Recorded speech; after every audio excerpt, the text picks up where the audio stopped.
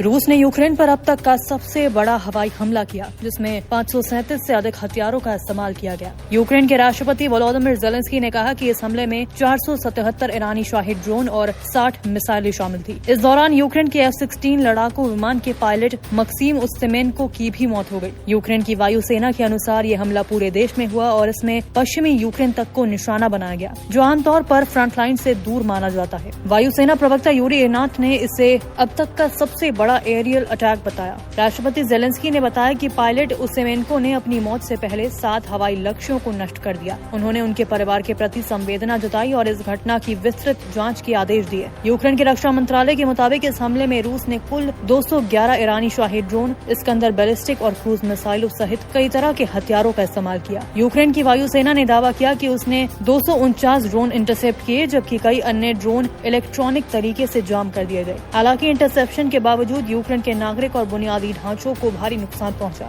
चरकोसी और खेरसोन जैसे क्षेत्रों में हमलों की चपेट में आकर लोगों की मौत हो गई और 6 लोग घायल हो गए, जिनमें एक बच्चा भी शामिल है। यूक्रेन के राष्ट्रपति ज़ेलेंस्की ने कहा कि मॉस्को तब तक नहीं रुकेगा जब तक उसके पास बड़े हमले करने की क्षमता है। सिर्फ इस हफ्ते रूस ने 1270 से अधिक ड्रोन, 114 मिसाइलें और लगभग 1100 ग्लाइड बम यूक्रेन पर दागे हैं। पुतिन ने बहुत पहले ही तय कर लिया था कि वे दुनिया की शांति अपीलों को नजरअंदाज कर युद्ध जारी रखेंगे।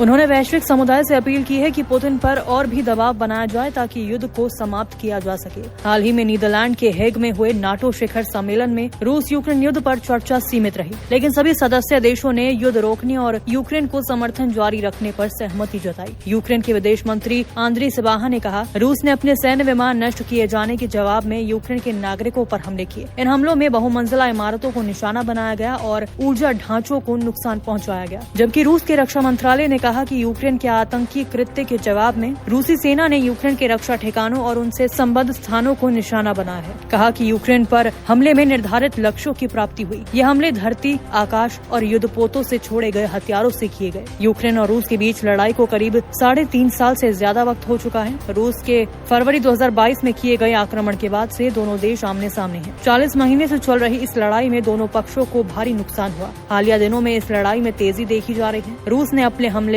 कुछ महीनों से और ज्यादा तेज कर दिए हैं।